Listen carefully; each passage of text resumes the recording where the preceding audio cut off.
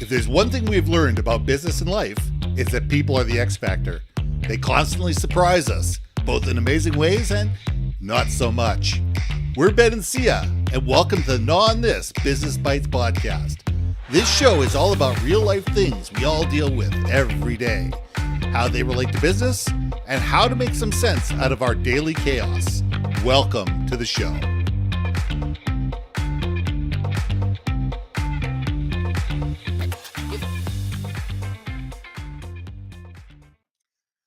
And welcome back to another episode of On This Business Bytes. I'm Ben and this is Syya. I saw the greatest comment online the other day. It says, is your meeting as long as Shrek the movie? Because Shrek in an hour and a half, creates an issue, goes on an epic journey, puts everything together and wraps it up in a tight little bow. And that's, in an hour and 45 minutes or whatever the movie is. How many meetings actually tie stuff up in a little bow? And we sit there and say, oh my God, if we can't tie everything up in an hour and a half and actually, have exact points of what we're going to do, why we're going to do it, how we're going to do it, and move forward, what have we been doing in that meeting for an hour and a half? There's too many meetings, as far as I'm concerned, that are too long, too many people, and sit there and they never accomplish anything because things just get bandied round and round and round and no decision is being made. Syya, let's nod this. Oh my God. Okay, so I'm guilty of everything that you just said and then some. But at the same time, I have a solution, recommendation and solution, at least for people like me, where we can squirrel it every 14 seconds, like in a meeting, right? Number one, I've not seen Shrek, but I'm vibing what you're saying, a long ass movie. And are you accomplishing anything at the end of that meeting? Which is something that I always did when I worked in the corporate life. I always actually spent the last 3 minutes to summarize the meeting. I literally will talk about the bullet points and say, do we all agree on that? This is what we discussed. And here are the action items. And I would list it out to everybody.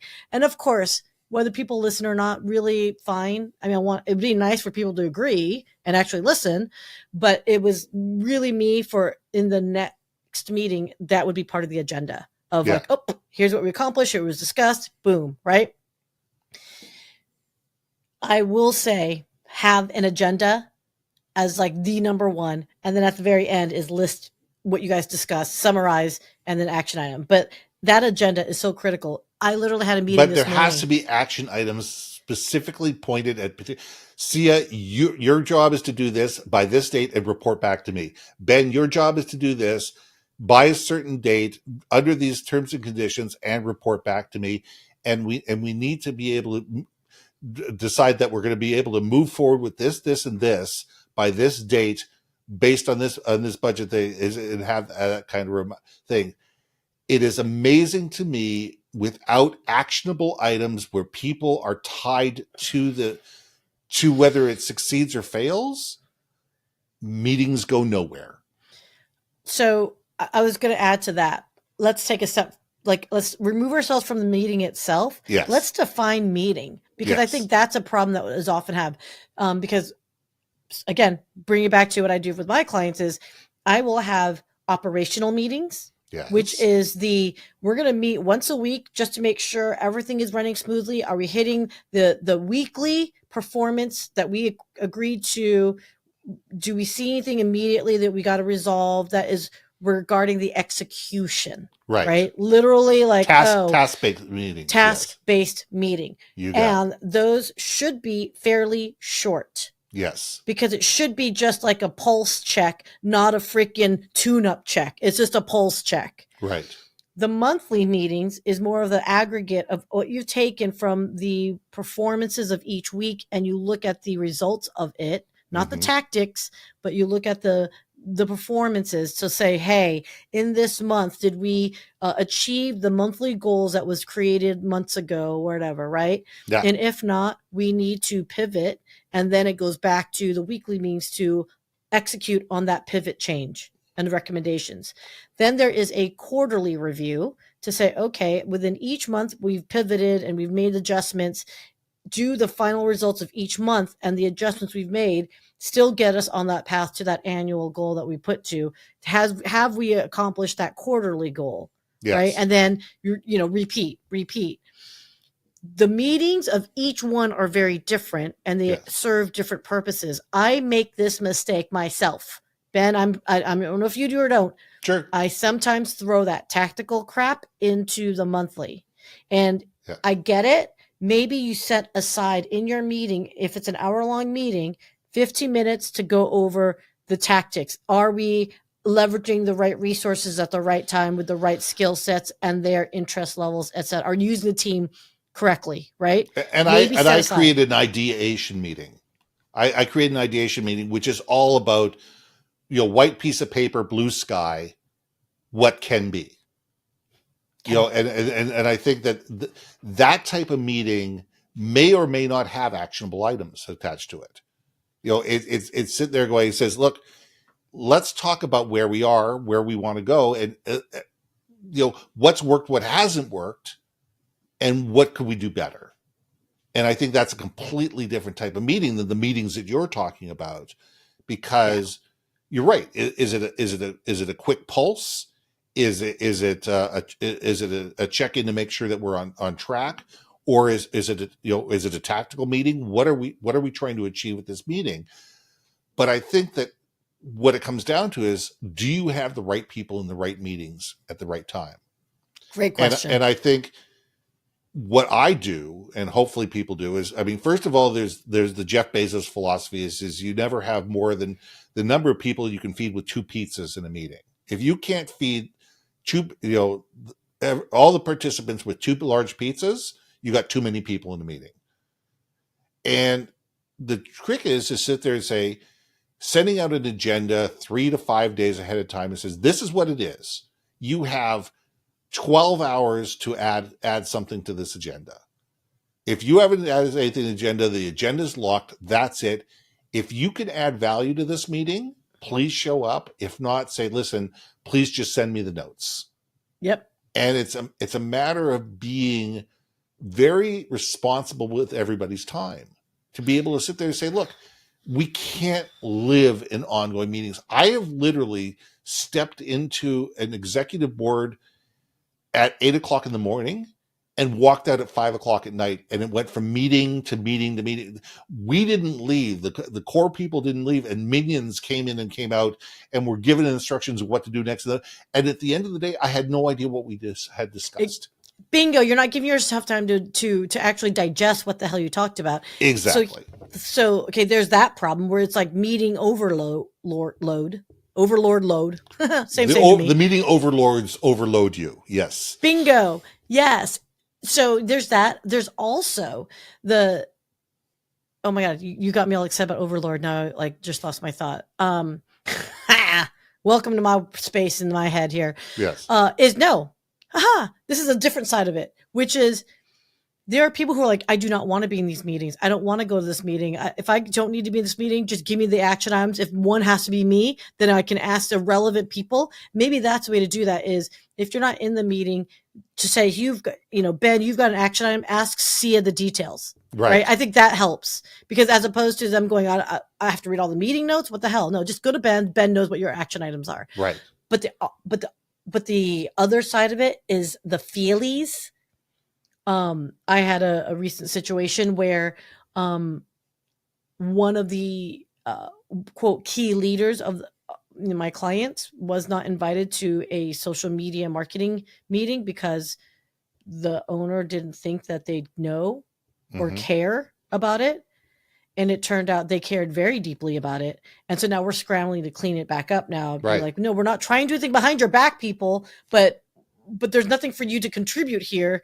There is something of that weirdness. Let me ask you this, is how do you address it where it's like, you can invite someone, but they've got nothing to contribute, but they just want to be part of it. They just want to be aware of it. Like, how would you address that? Well, I think that there's some neat technology. If we're doing online meetings, face-to-face meetings are a different animal. But the online meetings, I'm starting to use a new technology called Fathom. Oh, And yeah. Fathom Note is, takers. is a phenomenal note taker, because not only does it take notes, but it ties it back to short videos. It says, listen, here are the actionable items, and here's what was actually said. If you click here, it'll take you to that 3-minute video where it actually tells you exactly what was said. And it gives you a summary. It gives you a summary at the top of the thing. Says, this is what we talked about. Here's what the actionable items are. Here's who's in charge of what.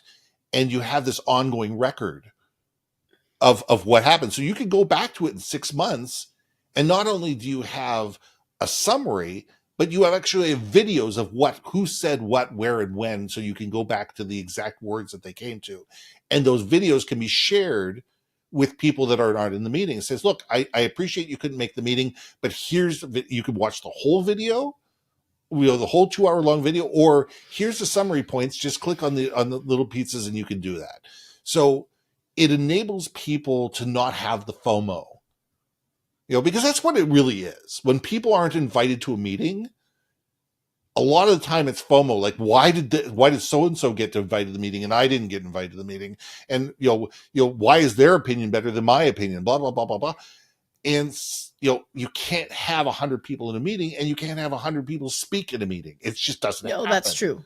That's true. So what you need to be able to do is be able to hold meetings that are relevant, that are timely, that are efficient, and get things done. Because if you start being known as the person who has wishy-washy meetings that go all over the place, and they just become these off-topic squirrel fests, people that should be in the meeting stop coming to the meeting. Yeah. And people that come to the meeting stop caring about being in the meeting. And they're sitting there on their phones, or hoping to God somebody calls them and pulls them out of the meeting, and they've arranged for 15 minutes in the meeting to get a phone call from a secretary saying, get me out of this meeting. Yeah, you need me. Sorry, I got to go. And out they go, because they know that nothing is happening in that meeting that's relevant. So we need to sit there and say, how do we get the right information out to the right people in a way that is valuable, it's listened to, it's understood, it's engaged with, and it's compelling? And if we can't do that, then what are we doing in the meeting in the first place? Yes. 10 million times yes. So, okay, our takeaway on this, and would love the feedback from everybody else on this. Absolutely. because I do see it where if there are key players where it involves your team is responsible for delivering a certain thing, then yeah, you're definitely needed in that meeting, whether it's you or your lead or whomever, but someone that is going to be the communicator back to your group. Your entire group doesn't physically need to be there. No. Right. But if it's something where it's like an FYI for you and the team, then I think note-taking, platforms, like you say, like, Otter, Fathom, all of those, Read AI, if you're on Zoom and whatever, all of those things, I think they are very helpful. I use them all the time because it's like TLDR, man, just give me the freaking Reader's Digest bullet points, man. I don't have time, desire for that, what do you call it? Like shoot the shites type, how was Billy's baseball game? Like, I don't give a shit about any of that stuff. Granted, but for relationship perspective, maybe it does help to have that. It's important, but you need to have it as a limited thing. Yes. Yeah. So there we go. Or else you're going to have, and you're going to be, I've determined to throw this in, because if you don't have that kind of structure though, too, with the agenda that's very clean and clear, you're going to end up having an ambiance meeting. What the hell is an ambiance? How many minutes? What was that movie? That was 43,000 minutes or something like that? Yeah. Ambiance is a movie out of 2020, and it's 720 hours, so 43,200 minutes. Could you imagine being in a meeting that long? No, I'd have to take several washroom breaks. Shower breaks, yeah. Shower breaks, lunch breaks, dinner breaks, whatever. My brain can't handle that. So let's leave it that way. This is, if you're going to have meetings, they have to be purposeful, they have to be deliberate, and they need to be valuable to the people that are in the room. Ding, ding, ding. So I'm Ben. And I'm Syya. We'll see you soon. Hey. Thanks for listening to another episode of Not on This Business Bytes. If you liked what you heard, we most humbly ask that you like, share, and hit that subscribe button. And if you want to communicate more effectively within your organization, contact Ben at yourbrandmarketing.com or me at brilliantbeammedia.com. We can help you build your community, brand awareness, and personality through digital content and podcasting. We cannot wait to hear from you. So see you next week for another episode of Not on This Business Bytes.